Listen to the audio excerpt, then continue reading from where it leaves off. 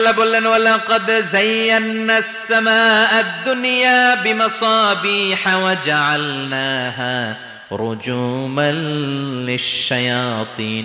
আমি এই দুনিয়ার আকাশটারে সুন্দর সুন্দর তারকারাজি লাইটের মতো সেটিং করে সুশোভিত করেছি, আবার এই তারকা দিয়ে আমি শয়তানদেরকে প্রহারও করেছি। সুবহানাল্লাহ।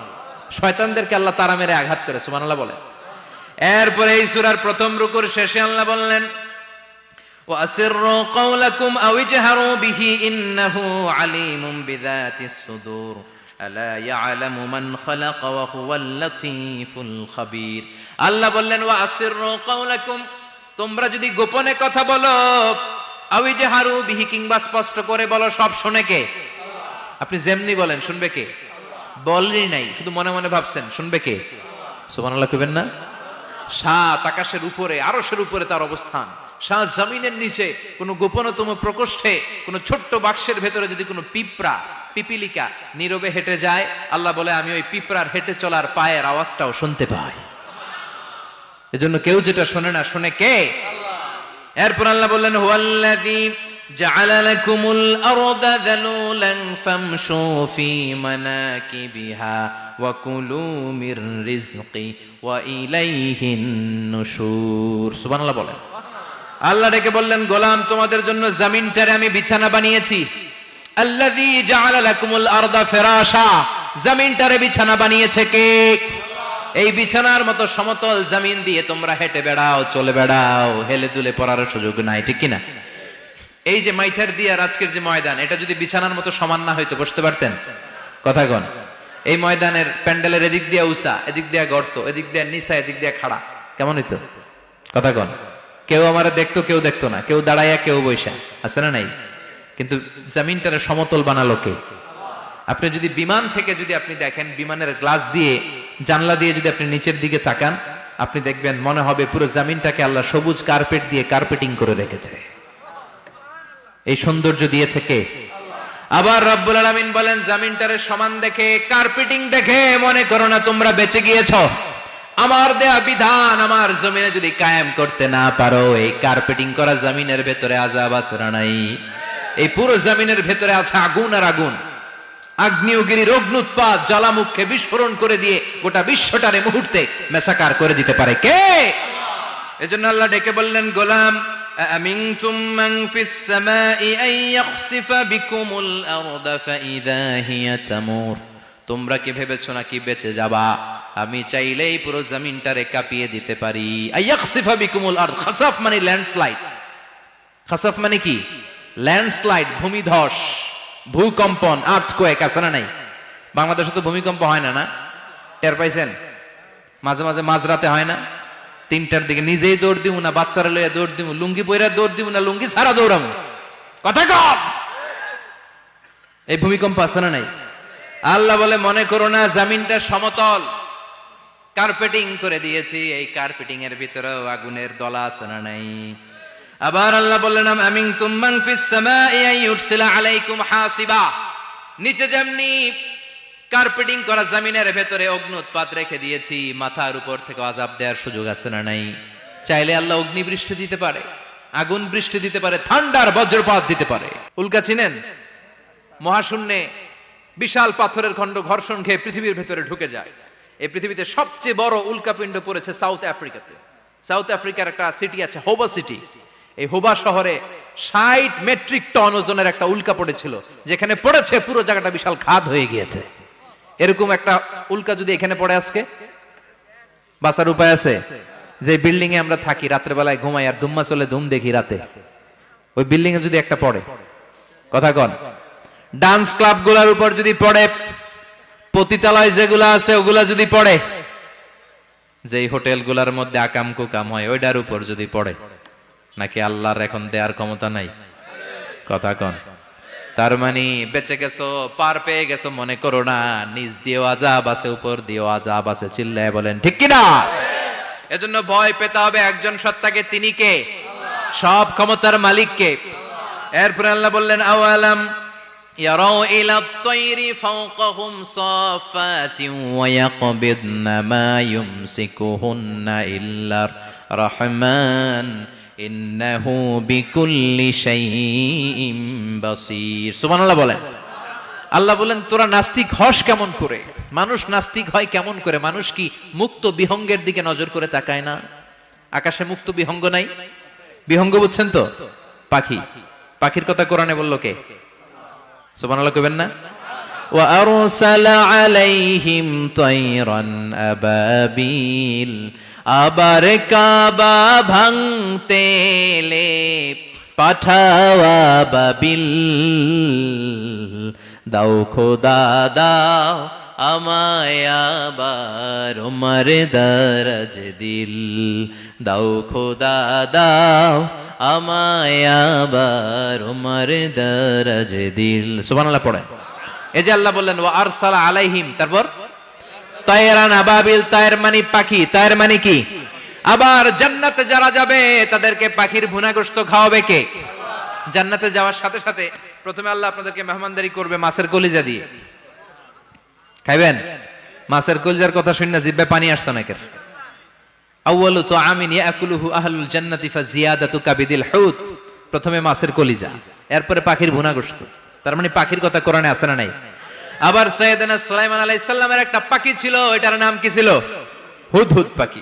মাথার উপর দিয়ে চলতো, আর ওইটার চোখে জুমিং পাওয়ার আল্লাহ এত বেশি দিয়েছিল, এটা জমিনে নজর করলে বুঝতে পারতো কয় হাজার ফিট নিচে পানি আছে, পানিটা মিষ্টি না লবণাক্ত না কেমন, দেখে দেখে মুহূর্তের মধ্যে সাইয়েদনা সুলাইমানের কাছে সব তথ্য সরবরাহ করে দিত। কোন সুবহানাল্লাহ।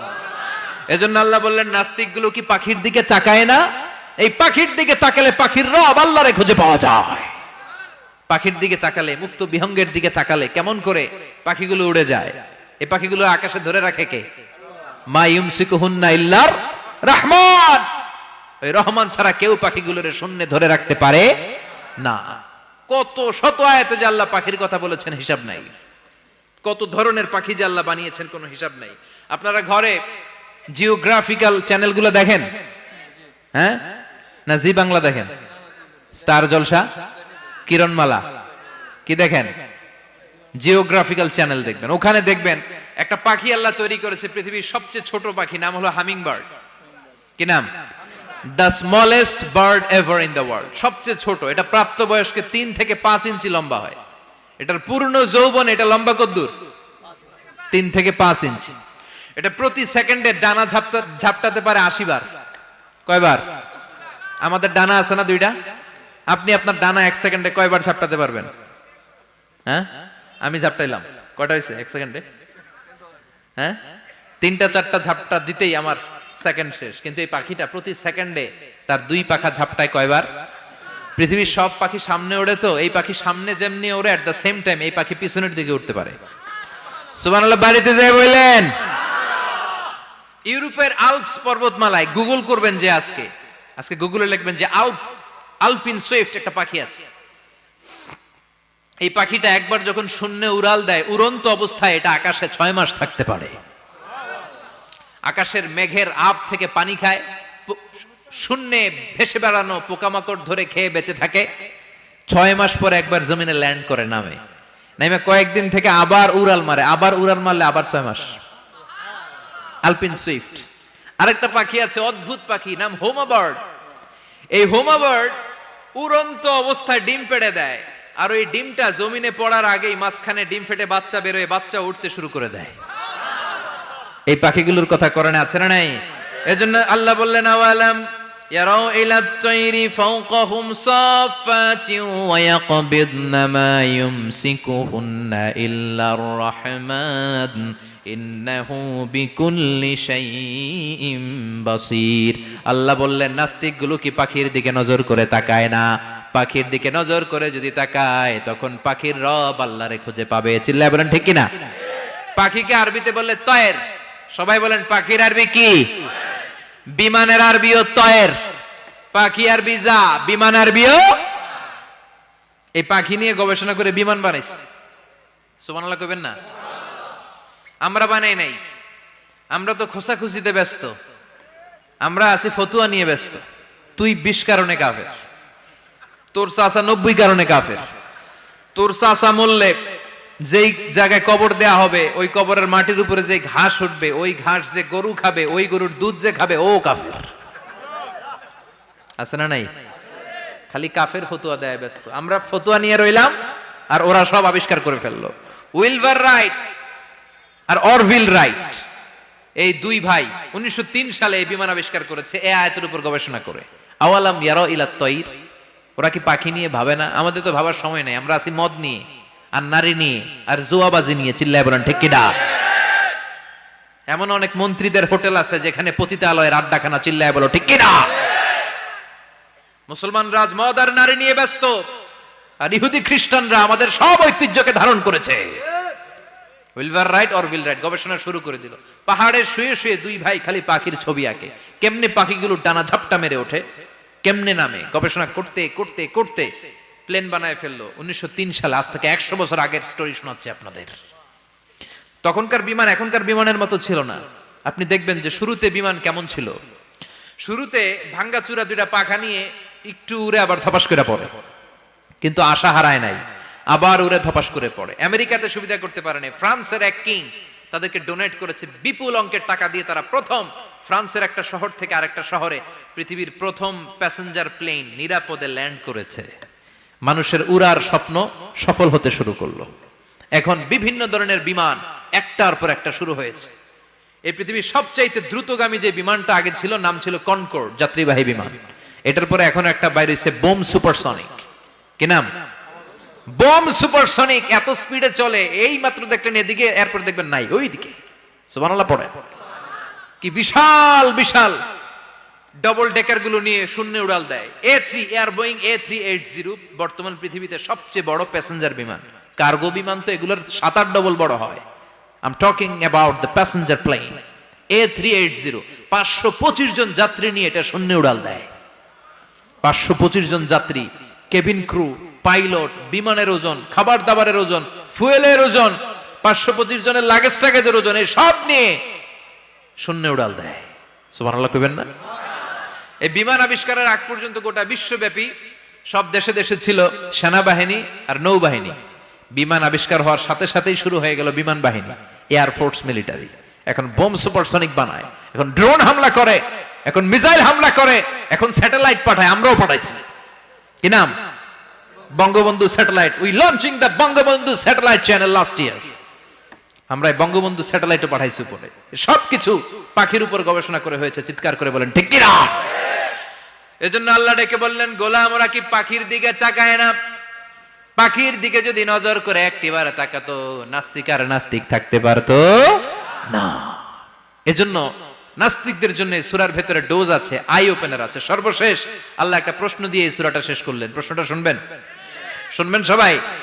আল্লাহ বললেন, কুল আরাআইতুম ইন আসবাহা মাউকুম গাওরান ফামান ইয়াতিকুম বিমাইম মাইন। বলো দেখি সবে শুকাইয়া যদি যায় এই পৃথিবীর পানি, তাহলে হেথায় তটনির ধারা কে দিবে সবারে আনি?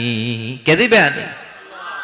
একদিন সকালবেলা ঘুম থেকে উঠছেন, টয়লেটে যাবেন, মুখ ধোবেন, স্কুলে যাবেন, অফিসে যাবেন, কাজে যাবেন, যায় দেখেন টিউবওয়েল চাপতেছেন, পানি নাই। ট্যাপ ছাড়লেন, পানি নাই। চোখের মধ্যে ময়লা, নাকে ময়লা। টয়লেটে যাবেন, পানি নাই। পুকুরে নাইমা দেখেন পানি নাই। বিশাল বিশাল মেশিন বসিয়ে মাটির নিচ থেকে ভূগর্ভস্থ পানি ওঠানোর চেষ্টা করলেন, একটা পানি নাই। এক ফোঁটা পানি গোটা বিশ্বে কোথাও নাই। কে দিব পানি আপনারে? পানি সম্পদ মন্ত্রী দিব, ডোনাল্ড ট্রাম্প দিব, শেখ হাসিনা দিবে? কেউ দিতে পারবে? এক ফোঁটা পানি বানানোর ক্ষমতা আমাদের নয়। ঠিক কিনা? পানির বৈজ্ঞানিক নাম হচ্ছে H2O। কি নাম? এই দেশে H2 নিয়ে কত কথা আছে না নাই? হাইড্রোজেনের 2টা মলিকিউল, অক্সিজেনের একটা মলিকিউল। এই 2টা গ্যাস, হাইড্রোজেন আর অক্সিজেন, 2 গ্যাস একসাথে মিলাইলে কি হয়? কথা বলেন। মিঠা নদীর পানি। সুবহানাল্লাহ পড়েন। আল্লাহ বললেন, ঘুম থেকে উঠে যদি দেখো পৃথিবীর সব পানিগুলো একেবারে পৃথিবীর নিচে চলে গেছে, কোন মাধ্যম দিয়ে এক ফোঁটা পানির জোগাড় আর বন্দোবস্ত করা যায় না, কে তোদেরকে পানি এনে দিবে? কথা কন। আল্লাহ ছাড়া এক ফোঁটা পানি এনে দেওয়ার মতো ক্ষমতা কারো আছে নাকি? আবার পানি থেকে পৃথিবীর সব কিছুরে বানালো কে? ওয়াজআলনা মিনাল মাই কুল্লা শাইইন হাই আফালা ইউমিনুন। আল্লাহ বললেন পানি থেকে গোটা বিশ্বের সব আমি বানালাম। সব জীবিত জিনিস তৈরি হয়েছে পানি থেকে। এটা কোরআনের কথা, কার কথা? আর ১৫০০ বছর পর বিজ্ঞানীরা এখন বলছে পানি থেকেই সব প্রাণ এসেছে। সুবহানাল্লাহ পড়েন। বিজ্ঞানীদের রিসার্চে এসেছে পৃথিবীর সর্বপ্রথম যে প্রাণীটার উৎপত্তি, এটার নাম নাকি অ্যামিবা। কি নাম? It's a very small unicellular organism in the world. এককোষী শৈবাল অ্যামিবা এসেছে পানি থেকে, ওদের কথা। তারপরে এসেছে জুপ্লাঙ্কটন, ফাইটোপ্লাঙ্কটন, ব্যাকটেরিয়া প্লাঙ্কটন, একটার পর একটা ডেভেলপ করেছে, সব এসেছে পানি থেকে। পানি নাই তো কিচ্ছু নাই। পানি হচ্ছে প্রাণের ব্লুপ্রিন্ট। চিল্লায় বলেন ঠিক কিনা? পানির মধ্যে সব প্রাণের অস্তিত্ব রেখে দিয়েছে কে?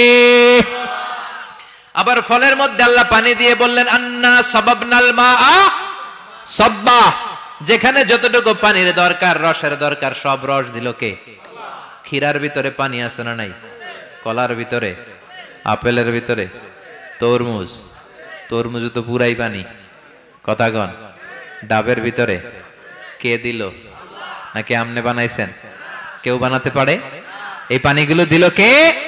আবার আল্লাহ বললেন মারাজাল বাহরাইনি ইয়ালতাকিয়ানি বাইনাহুমা বারযাখুন লা ইয়াবগিয়ান ফাবিআইয়ি আলাই রাব্বিকুমা তুকাযযিবান। দুই দিকে সাগর বয়ে যায়, একদিকে এলো না পানি, একদিকে মিঠা পানি, একসাথে সাগরটা বয়ে যায়, কিন্তু মাঝখানে এমন ব্লকেজ, একটার পানি আর একটার সাথে মিশে না, আটকায় রাখলো কে? দেখছেন আপনারা কোথাও এটা? কই দেখছিলেন? গোয়ালন্দ, বুড়িগঙ্গার এখানে একসাথে পানি বয়ে যায়, এই জায়গায় পানি, এই জায়গায় পানি মিলে না, মিশে না। দাউদকান্দির এখানেও আছে, মিশে না। এর কারণ এই পাশের পানি, এটা ডেনসিটি হাই, বেশি ঘন, এটা ডেনসিটি লো, এটা পাতলা, এটা টেম্পারেচার হাই, এটা টেম্পারেচার কম, এটা লবণ বেশি, এটা লবণ কম, দুইটা দুই পানি একসাথে বয়ে যায়, একটার সাথে আরেকটা মিশে না। এই কারিগরটা কে? চিল্লায় বলতে হবে কে? সেজন্য আল্লাহ বললেন গোলাম পানি দিয়ে আমি বানালাম, পানি ছাড়া বাঁচবি না। এজন্য সব জায়গায় পানির ব্যবস্থা করে দিয়েছে কে? আবার বেশি পানি হলেও মরার ব্যবস্থা আছে না নাই?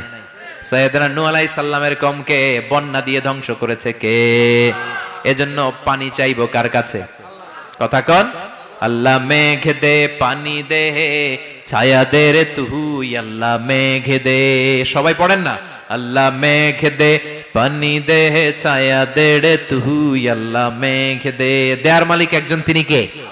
চাইতে হবে কার কাছে? সব ক্ষমতার মালিক কে? নাকি আমরা? আমরা ক্ষমতার মালিক। আর জীবনে কোনোদিন বলবেন মানুষ সকল ক্ষমতার উৎস, এই কথা কোনোদিন বলা যাবে? সকল ক্ষমতার একচ্ছত্র নিরঙ্কুশ মালিকানা একজনের, চিৎকার করে বলতে হবে তিনি কে? বিপদে আপদে সবসময় আমরা তার কাছে চাইবো, তার কাছে ফিরবো। আল্লাহ আমাদের সবাইকে কথাগুলো বুঝে আরো আমল করার তৌফিক দান করুন। আরো জোরে পড়েন আমিন। যতগুলো কথা বললাম কোরআন সুন্নাহর আলোকে বলেছি, বানিয়ে কিছু বলি নাই। তারপরেও আমার মনের অজান্তে কোনো মিস ইনফরমেশন যদি আমার মুখ ফসকে বেরিয়ে যায়, সেগুলো যেন আল্লাহ তাআলা আপনাদের স্মৃতিপট থেকে মুছে দেয়। পড়েন আমিন। সত্য সুন্দর হকের পক্ষে যা বললাম তার সব যেন আল্লাহ আমাদের সবাইকে আমলের তৌফিক দান করে। আমরা পড়ি আমিন। আল্লাহুম্মা আমিন। ইয়া রাব্বি লাকাল হামদু কামা ইয়ানবাগি লিজালালি ওয়াজহিকা ওয়া আযীমি সুলতানিক, লাকাল হামদু বিল ঈমান, লাকাল হামদু বিল ইসলাম, লাকাল হামদু বিল কুরআন। আল্লাহুম্মা জাআল, আল্লাহর আদেশে দেহে ঢুকে আল্লাহর আদেশে বের হয়ে যায়, ঠিক কি না? এই যে ছোট্ট বাচ্চাটার দেহের ভিতরে যে রূহ ঢুকলো, কে দিল? আল্লাহ। 120 দিনের আগে মানব শিশুর দেহের ভিতরে কিন্তু রূহের ফুৎকার হয় না। সহিহ বুখারীর বর্ণনা 40 40 40, 340 কত? কথা বলেন। প্রথম 40 থাকে নুতফা, তারপরের 40 হয় আলাকা, তারপরের 40 হয় মুদগা, sperm drop, blood clot, and then the little flash। ছোট্ট নাপাক পানি ছিলাম, শুক্রাণু ছিলাম আমরা। কি ছিলাম? শুক্রও ছিলাম না, শুক্রাণু, শুক্রের অণু। এক ফোঁটা শুক্রের মধ্যে 20 কোটি অণু থাকে। ওই ওই 20 কোটির একটা ছিলাম আমি আর আপনি। সুবহানাল্লাহ, বাড়িতে গিয়ে বললেন। ডিম্ব আমরা ছিলাম না, আমরা ছিলাম ডিম্বাণু। ডিম্বের এই ডিম্বাণু আর শুক্রাণু দুইটা মিলে আল্লাহ আমাদেরকে বানায় ফেললেন জাইগট, সেখান থেকে এমব্রয়ো, তারপরে আস্তে আস্তে ইনিশিয়াল স্টেজগুলো শেষে একটার পর একটা স্টেজ পার করে তিনি আমাদেরকে বানালেন আলাকা, সেখান থেকে মুদগা, আমাদের দেহের ভেতরে তিনি স্কেলিটন ভরে দিলেন, কঙ্কাল, মাথার স্কাল দিলেন, খুলি দিলেন, নাক কান গলা দিলেন, আমার রেসপিরেটরি সিস্টেম চালু করে দিলেন। কত ছোট ছিলাম আমি, ক্ষুদ্র ছিলাম আমি। ফালয়ানযুরিল ইনসানু মিম্মা খুলিকা, খুলিকা মিম্মাইন দাফিক। মানুষের উচিত তার সৃষ্টি প্রক্রিয়ার দিকে নজর করে তাকানো। বাবার পিঠ থেকে সবেগে নির্গত হওয়া পানি দিয়ে মায়ের পেটে তোমারে ঢুকায় দিল কে? নাপাক পানি থেকে ছোট্ট ব্যাঙ্গাচির মতো ছিলাম, জোকের মতো মায়ের জরায়ুর দেয়ালে লেগেছিলাম। সেখান থেকে বড় করতে করতে আমার রেসপিরেটরি সিস্টেম, আমার হেয়ারিং সিস্টেম, আমার সব সিস্টেমগুলো তিনি আমার দেহের ভিতরে সেট করে দিল। চিল্লায় কোন সুবহানাল্লাহ। 120 দিনের সার্টেন পিরিয়ড শেষে তিনি দেহের ভিতরে রুহের ফুৎকার দিলেন। দেয়া মাত্রই আমার রুহুতে ধপ ধপ ধপ শুরু হয়ে গেছে। ওই যে ধপ ধপ শুরু হয়েছে আজও থামে নাই। এই ধপ ধপ থামলে বাঁচবেন? দম ফুরাইলে আমরা ঠুস হয়ে যাবো, ঠিক কিনা? আয় রে মানুষ রঙিন ফানুষ, দম ফুরাইলে তবু তো ভাই কারোরই নাই একটুখানি। আয় রে মানুষ রঙিন ফানুষ, রঙিন ফানুষ, আয় রে মানুষ। সুবহানাল্লাহ বলেন। সে আল্লাহ বললেন, গোলাম, জীবন আর মরণের মাঝখানে আমি তৈরি করেছি রুহু। পৃথিবীর বিজ্ঞানীরা সব বানাতে পারে, কম্পিউটার বানাতে পারে, প্লেন বানাতে পারে, হেলিকপ্টার বানাতে পারে, রকেট বানাতে পারে, কিন্তু গোটা বিশ্বের সব বিজ্ঞানীরা মিলে কি রুহু বানাতে পারে নাকি? কথা বলেন। গত বছর সোফিয়া নামে একটা রোবট আসছিল না? কথা কন।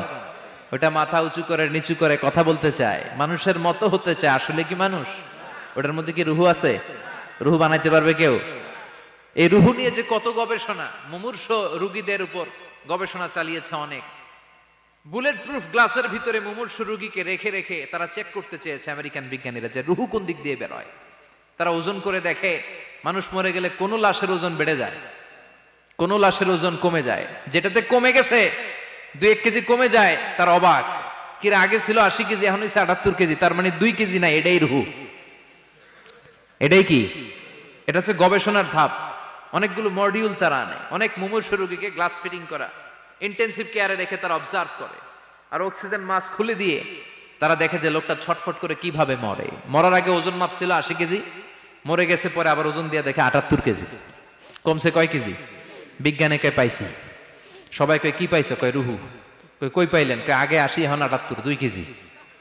রুহুর ওজন কয় কেজি?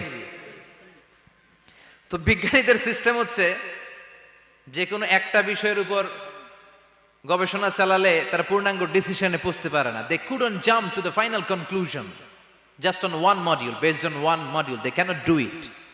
তাদের অনেকগুলো মডিউল আনতে হয়। তারা আবার নমুনা আনলো আরেকটা, মুমূর্ষ রোগী, অক্সিজেন চেম্বার লাগানো, মাস্ক লাগানো, এটা খুলে ফেললে মরে যাবে। বুলেট প্রুফ করা গ্লাসের ভিতরে ঢুকিয়ে এটার ওজন মাপ, এটার ওজন 60 কেজি। এবার মাস্ক খোল, মাস্ক খুলছে ছটফট ছটফট করে, এটা শেষ। এবার মাপ দেখ, এবার মাইপা দেখা গেছে 63 কেজি। কয় কেজি বাড়ছে? এক একটার এক এক সিস্টেম হইতেছে, কোনোটা কমে, কোনোটা বাড়ে, কোনোটা কিচ্ছু হয় না। সবাই কয় তাইলে আপনি রুহু পাইলেন কই? আগেরটা কম ছিল, মনে করছিলেন 2 কেজি কমছে, ওইটাই রুহু, এখন 3 কেজি বাইরে গেছে, মিলাইবেন কি দিয়া? কথা কন।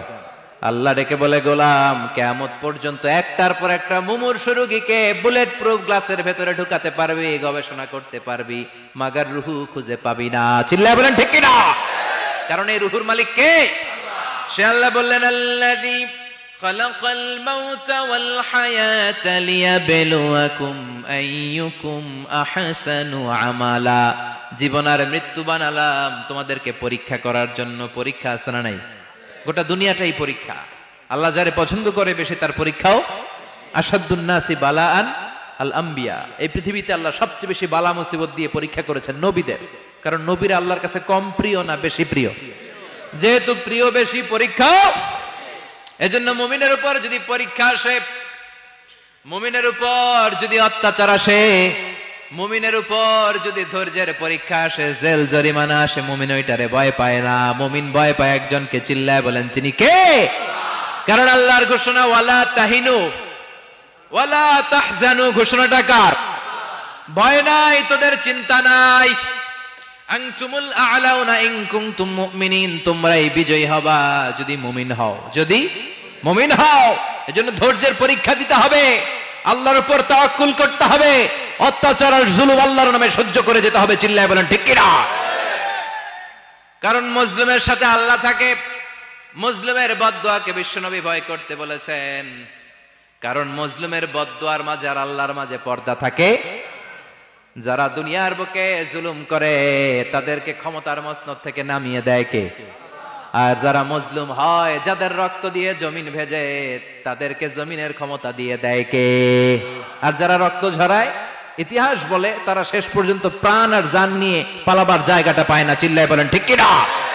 এজন্য মুমিন খুব ভালো করে জানে, রাত্রি যত গভীর হয়, সুবহে সাদিকের সময় কাছে আসতে থাকে।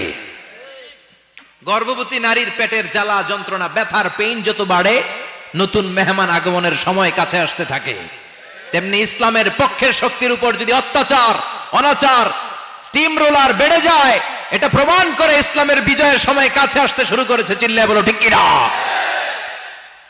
এজন্য রাব্বুল আলামিন ডেকে বলেন, গোলাম লিয়াবলুয়াকুম আইয়ুকুম আহসানু আমালা, কে ভালো আমল করো, কে খারাপ আমল করো, এজন্য আমি জীবন মরণ তৈরি করেছি। চিল্লায় কোন ঠিক কিনা? এরপর আল্লাহ বললেন, ওয়ালাকাদ যায়্যানাস সামাআদ দুনিয়া বিমাসাবিহা ওয়া জাআলনাহা রুজুমান লিশ-শায়াতিন। সুবহানাল্লাহ বলেন। ওয়ালাকাদ যায়্যানাস সামাআদ দুনিয়া। মাইকম্যান কোথায়? সাউন্ডটা বাড়াও। এত দুর্বল কেন তোমার সাউন্ড? মনে হচ্ছে আমি মাইক ছাড়া কথা বলছি। সাউন্ডটাকে স্ট্রং করো। ওয়ালাকাদ যায়্যানাস সামাআদ দুনিয়া, I have beautified the closer sky with candles, with light and stars. আল্লাহ বললেন, আমি দুনিয়ার আকাশকে তারা দিয়ে সুশোভিত করেছি।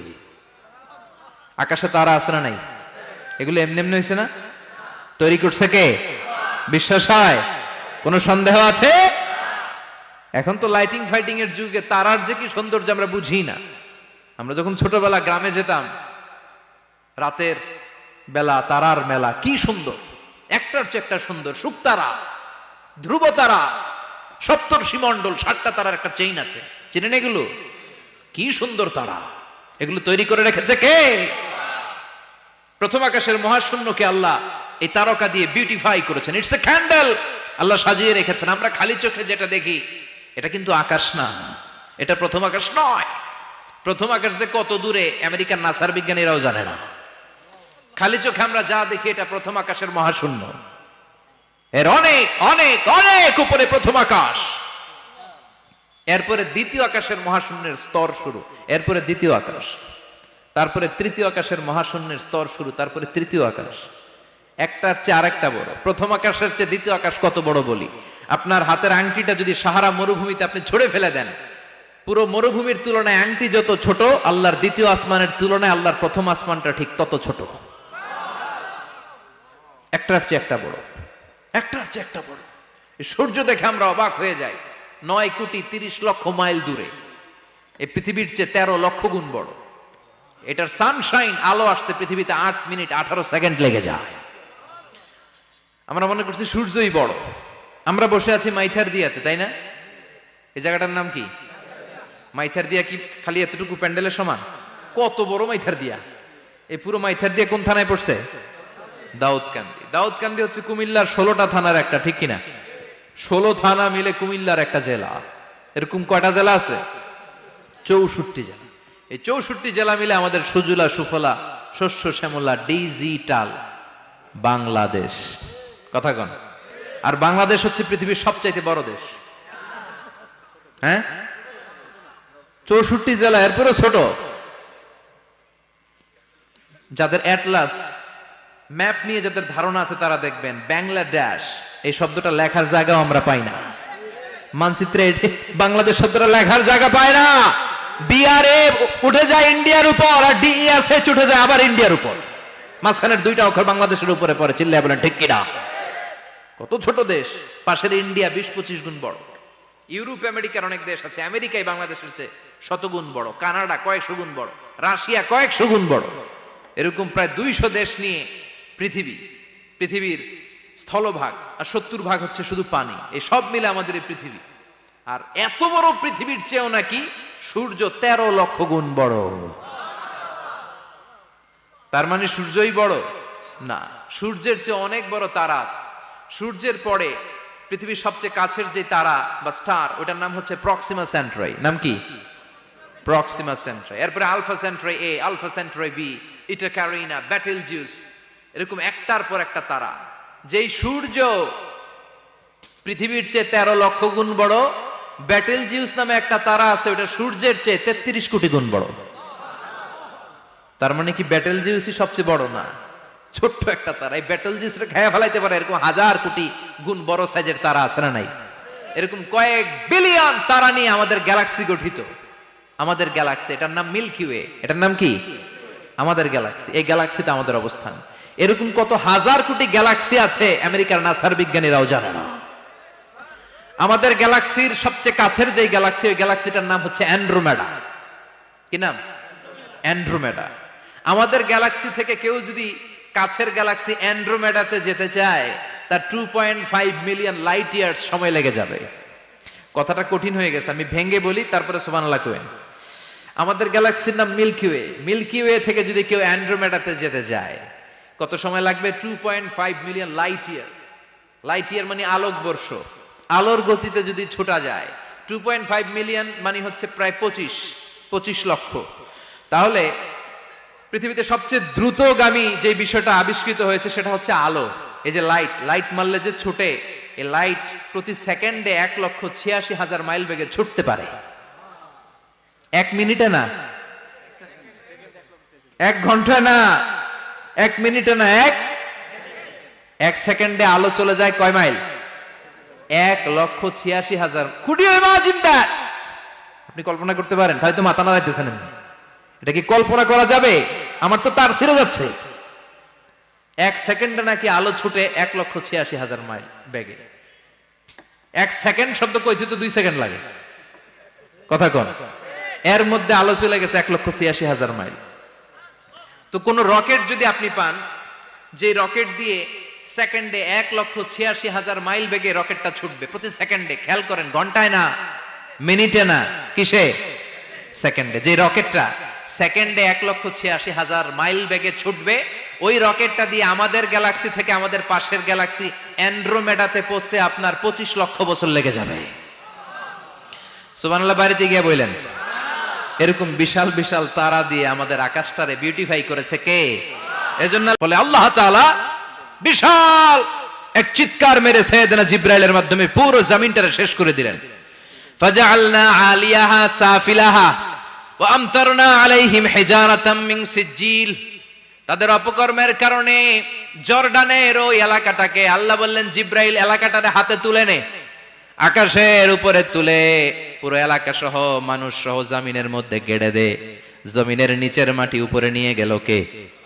উপরের মাটি নিচে নিয়ে গেল কে? পুরো জায়গাটা এখন ডেড সি হয়ে গেছে। কি সি? ডেড সি নাম শুনেন নাই বোধহয়? আজকে শুনে রাখেন, এটারে বলে মৃত সাগর। এটা গজবের জায়গা, ওখানে মানুষও ডুবে না। লবণের ডেনসিটি, সল্টের ডেনসিটি এত হাই, এই পানির মধ্যে এত গজব, এর মধ্যে কোনো মাছ জন্মায় না, চিংড়ি জন্মায় না, কাঁকড়া জন্মায় না, ব্যাং হয় না, শ্যাওলা হয় না, কিচ্ছু বাঁচে না। এটা গজবের জায়গা। চিল্লায় বলেন ঠিক কিনা? যে আল্লাহ জর্ডানের এলাকাটারে ধ্বংস করে দিল, ওই আল্লাহ আজও আছে না নাই? এই জন্য নিজ দিয়ে তিনি যেমনি আযাব দিতে পারেন, ভূমিকম্প দিতে পারেন, জলোচ্ছ্বাস দিতে পারেন, উপর থেকে তিনি শিলাবৃষ্টি দিতে পারেন কি পারেন না? মাইথের দিয়ে কখনো শিলাবৃষ্টি হয়েছিল? হ্যাঁ, ফসল ক্ষেত শেষ করে দেয় না? ছাগল টাগল মরে যায়। ছাগল যদি ইয়েতে থাকে ক্ষেতের মধ্যে, বড় শিলা মাথায় পড়লে শেষ, মানুষও শেষ, টিনের চালও শেষ। কথা কন? এরপরে আল্লাহ যদি উল্কা বৃষ্টি পাঠায়, উল্কা যদি পড়ে, কই যাবেন? কোথায় যাবেন আপনি?